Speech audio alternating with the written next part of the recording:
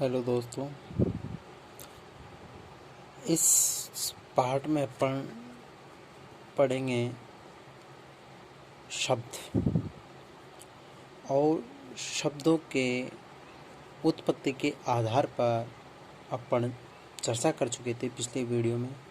इस वीडियो में हम शब्द बनावट के आधार पर चर्चा करेंगे कि बनावट के आधार पर शब्द कितने प्रकार के होते हैं और कैसे कैसे होते हैं, इनके बारे में अपन चर्चा करेंगे।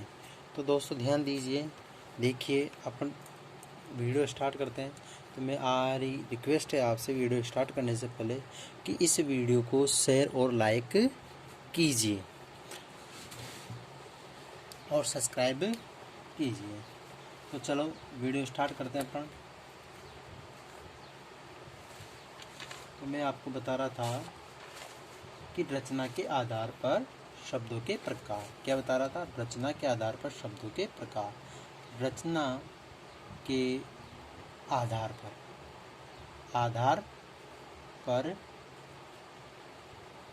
शब्दों के प्रकार। शब्दों के प्रकार यानी कि रचना के आधार पर शब्दों के प्रकार कितने होते हैं, किस प्रकार से होते हैं।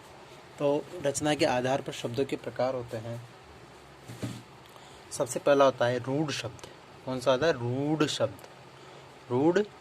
दूसरा होता है यौगिक शब्द, यौगिक। और तीसरा होता है योग रूढ़ शब्द, योग रूढ़ शब्द। ये शब्द 3 प्रकार के होते हैं।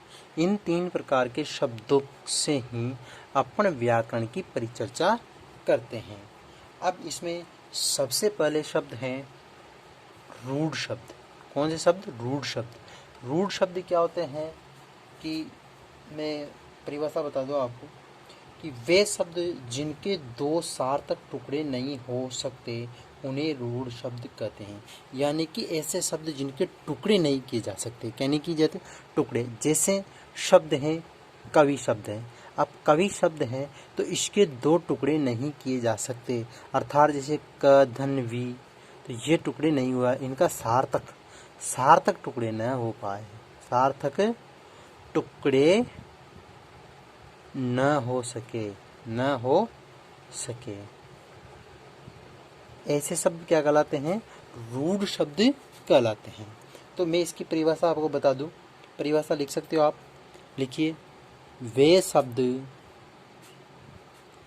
जिनके 2 सार्थक टुकड़े नहीं हो सकते हैं उन्हें रूढ़ शब्द कहते हैं। उदाहरण के लिए मैं बता दूं आपको। उदाहरण के लिए हैं जैसे सूर्य शब्द हैं, कवि मैंने बताया था, पक्षी शब्द हैं, योग शब्द हैं, द्वीप शब्द हैं, पेड़ शब्द हैं, आदि शब्द, आदि ऐसे शब्द होते हैं। चलो इसकी परिभाषा लिख लोगे आप। ऐसे न लिखो तो मैं मेरे पास लिखी हुई है, मैं बता देता हूँ। जैसे देखिए, वे शब्द जिनके 2 सार्थक टुकड़े नहीं हो सकते उन्हें रूढ़ शब्द कहते हैं। इसके बाद में आता है अपना सेकंड नंबर पे आता है योग रूढ़ शब्द। क्या आता है? योग रूढ़ शब्द। योग रूढ़ शब्द की परिभाषा में लिखा देता हूँ, आपको लिख लीजिए या मैं लिख देता हूँ। जैसे मान लीजिए, वे शब्द जो 2 सार्थक शब्दों से मिलकर बने हो, 2 सार्थक शब्दों से मिलकर बने हो। क्या हुआ? मिलकर बने हो। क्या कहलाते हैं? योग रूढ़ शब्द कहलाते हैं। और 2 शब्दों से मिलकर बने हो तथा उसका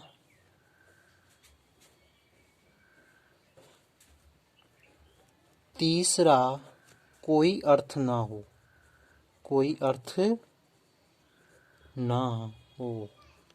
क्या नहीं होना चाहिए? कोई अर्थ भी नहीं होना चाहिए। इसके बाद में जैसे अब इनमें योग रूढ़ शब्दों में आते हैं, देखो क्या क्या आता है। एक तो आता है इसमें समस्त संधि आती है, तो समस्त संधि का प्रयोग हो जाता है। उपसर्ग आ जाते हैं, परते आते हैं, समास आते हैं। ये सब यौगिक शब्द होते हैं। अब इनमें उदाहरण के लिए जैसे मैं बता दूं आपको, विद्यालय शब्द हैं, विद्यालय शब्द हैं, प्रेम सागर हैं, प्रतिदिन हैं, राष्ट्रपति हैं।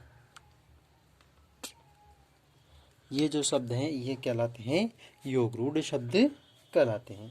इसके बाद में यौगिक शब्द कहलाते हैं, यौगिक शब्द कहलाते हैं, यौगिक शब्द कहलाते हैं। कौन से शब्द कहलाते हैं? मिस प्रिंट हो गई, यौगिक, यौगिक शब्द कहलाते हैं।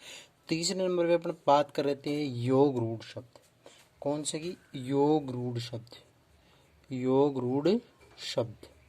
योग रूढ़ शब्द क्या होते हैं? देखो इनकी परिभाषा बता दूं मैं। और वैसे इसमें अपन ने जो बात की थी, तो इनमें जो समास होते हैं, तो समास में जो यौगिक शब्द जो होते हैं, तो समाज में जो बहुव्रीहि समाज होता है, बहुव्रीहि समाज, ये यौगिक रूढ़ शब्द इसके नहीं होते हैं, क्योंकि इसका एक तीसरा अर्थ हमारे को प्राप्त होता है। बाकी बहुव्रीहि समास को छोड़ करके समस्त जो समास के पद हैं वो इसी के अंतर्गत आते हैं। इसके बाद में अपन चलते हैं आगे।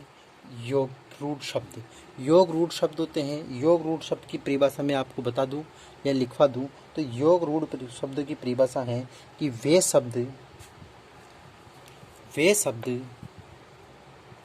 योग रूढ़ शब्द की परिभाषा है कि वे शब्द जो दो सार्थक शब्दों के मेल से बने हो और जिनका कोई तीसरा अर्थ निकलता हो, उन्हें योग रूढ़ शब्द कहा जाता है।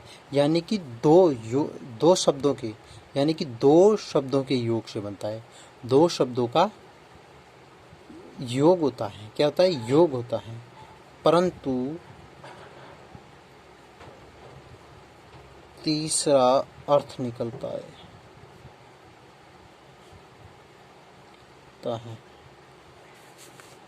जो समस्त बहुव्रीहि समास के उदाहरण, बहुव्रीहि समास के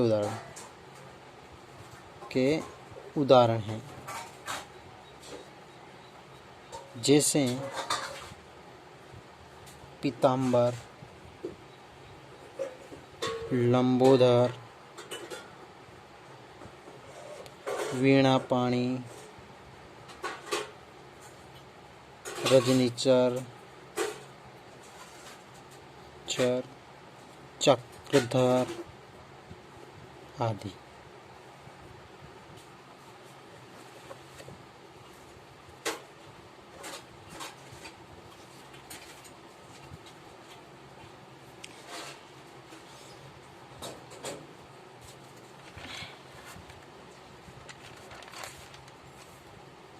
इसके बाद में आता है प्रयोग के आधार पर